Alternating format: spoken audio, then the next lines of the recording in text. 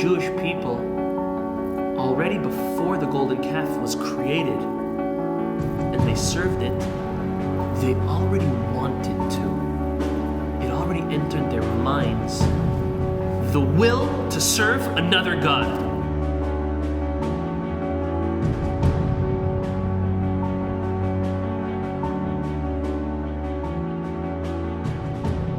This week we are reading two Torah portions this Shabbat, Tzaria and Mitzorah. Let me give a little bit of a synopsis of what's going to be read, and then we're going to get into a couple details and some fascinating questions that Zera Shimshon actually addresses, which, while he addresses them, they seem to be so obvious, yet many of us have never even, or if any of us at all have ever even thought of these fundamental questions with these absolutely amazing answers. So listen to the synopsis of what goes on in these two Torah portions. The main idea is when an individual has leprosy and they need to go to the Kohen to examine, is this the type of leprosy which makes them impure, and then there are repercussions because of that, or not? The basic way that this would happen is that first, a person would get a warning. Now, the main reason why a person would get leprosy, as we know, is because they would speak lashon hara, they would speak slander, derogatory, whether they would be true or false statements about another individual. So we have to understand, back in the day, God and the Jewish people were closer in the way that whenever there would be a spiritual ramification, it would also come out as a physical one.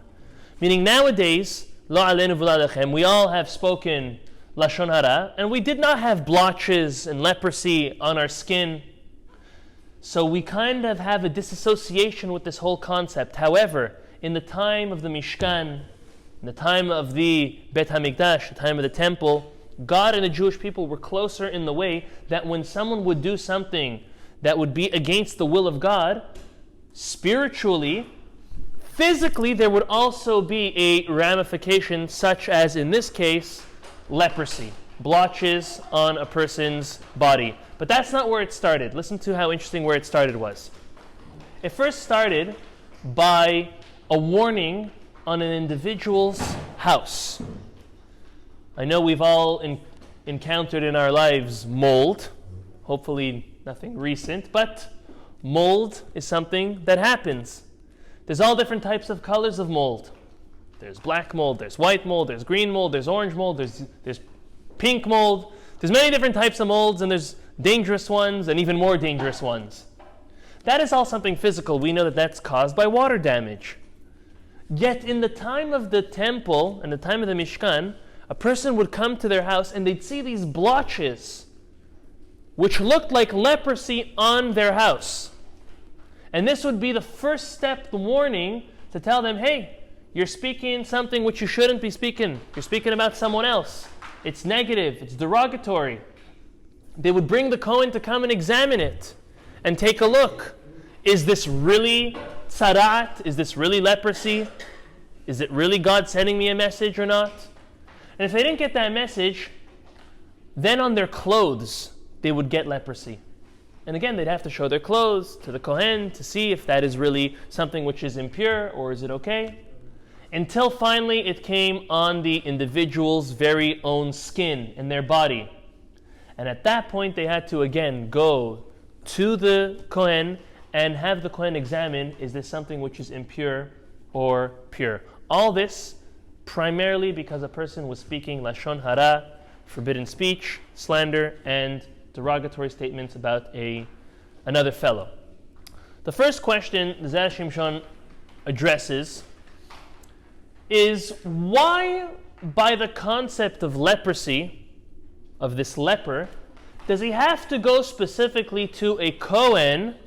Why can't he go to a rabbi or a posek halacha, an individual who knows the halacha and is able to tell you what the rule is, just like every other area in our Jewish life? If we have a question on kashrut, if something can be eaten, cannot be eaten, we don't call the Kohen, we call the rabbi.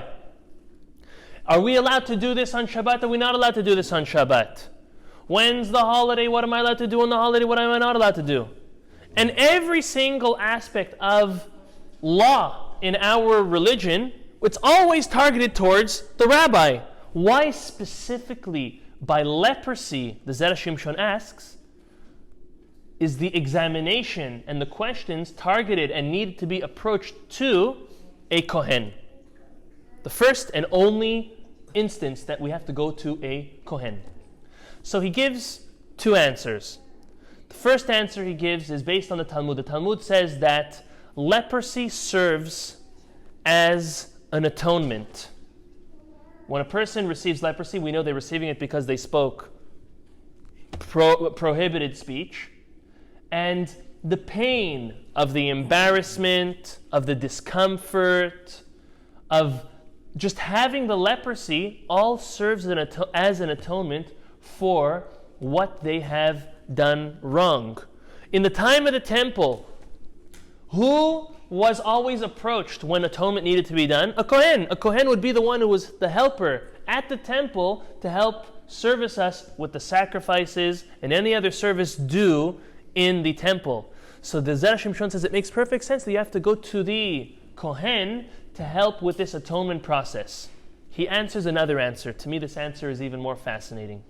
He quotes the Midrash that says, and asks rather, if we look at the juxtaposition of this part, this portion of the Torah, and the previous one, we need to ask why. Right before this portion of speaking about a leper, it speaks about a woman who gives birth. A woman who gives birth, the Midrash, as well as the Talmud, the Torah tells us, needs to bring a sacrifice, an offering, after she has given birth. Now you may ask why. It's not a thanksgiving offering, it's actually a sin offering. Really? What did a woman do so wrong by getting pregnant and giving birth? Well, Talmud explains that when a woman is in childbirth, she can feel that it is so painful, which it really is, and especially back in the day when there was no epidural, that it's so painful that she takes a vow and she takes an oath. I'm never going to have another child. And then right after the baby comes out and she sees the beautiful baby, she says, I wouldn't mind to have another one next year.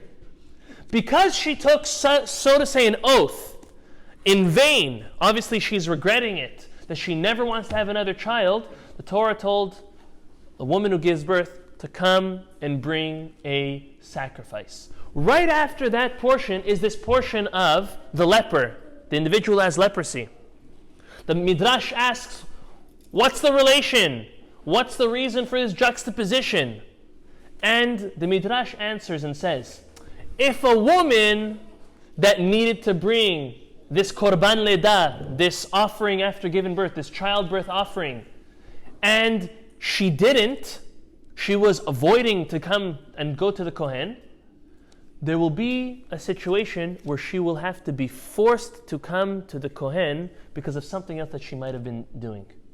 So the Zera Shimshon, he learns from that and he sees that if a person, and this is not only limited to a woman after childbirth that has to bring an offering, but when an individual is avoiding to come to the Kohen, again, to understand, the Kohen, in the time of the temple, when you would bring a sacrifice, part would be burnt, part would go to them, that was their parnasa, that was their livelihood, and part you would be able to take home and eat. But because you tried to avoid that, offering, that service, that donation, then you'll be forced to come forth to the Kohen against your will to know if you are pure or impure. Now you're asking, well, what's the difference if the individual is pure and impure? When an individual was deemed impure by the Kohen because they had leprosy, they would be dismissed and exiled from the city, from the camp that they were in. And they would be alone. So they had to know, am I able to stay here or not? What if people start running me out of the city? Oh no, I went to the Kohen, I'm okay. Oh no, I'm not okay. So we have to go.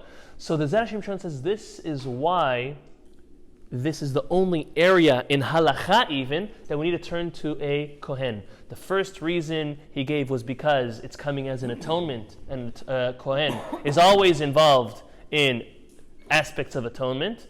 And the second reason he gives is because if you were trying to avoid the kohen, well, you can't.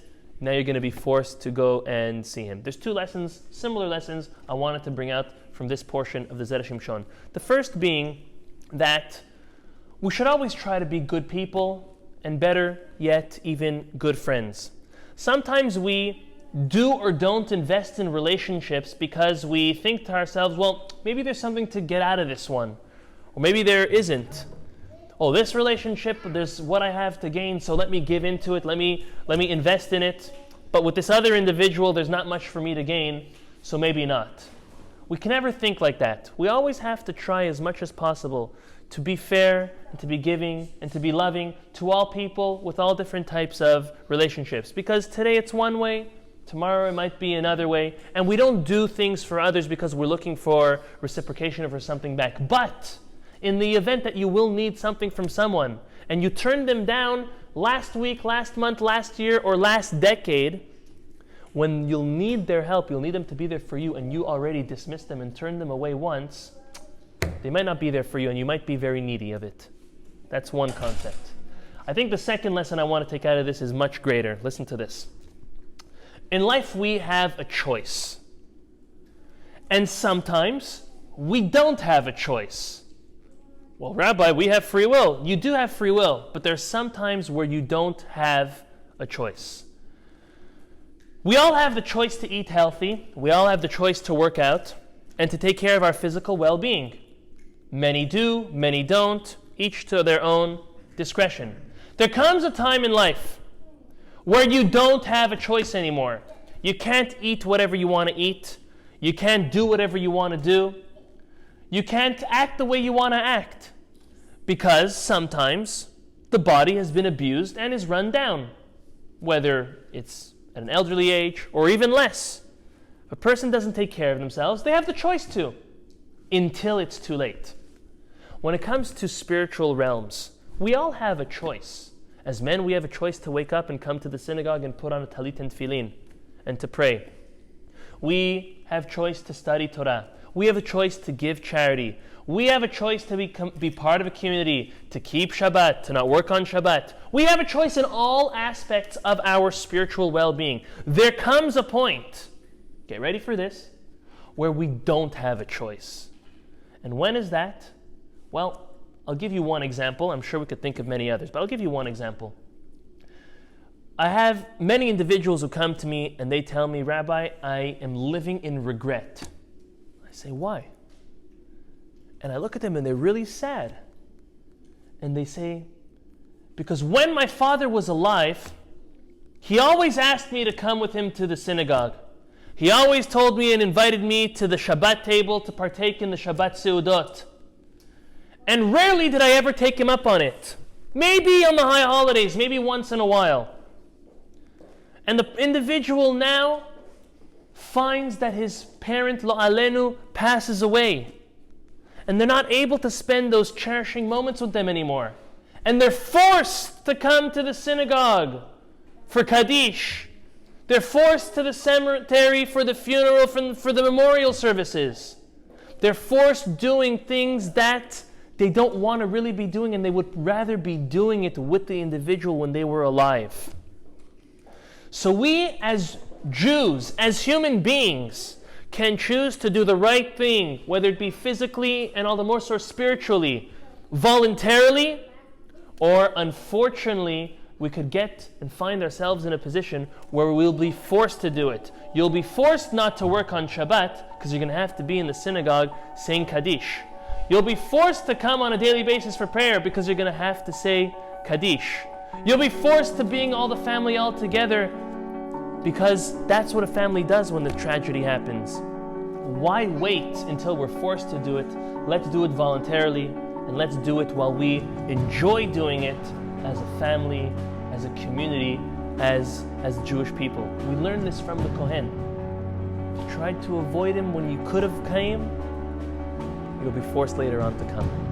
May HaKadosh Baruch Hu bless us that we will do what we like to do and will want to do out of our voluntary and our own will, rather than being forced to do it later on.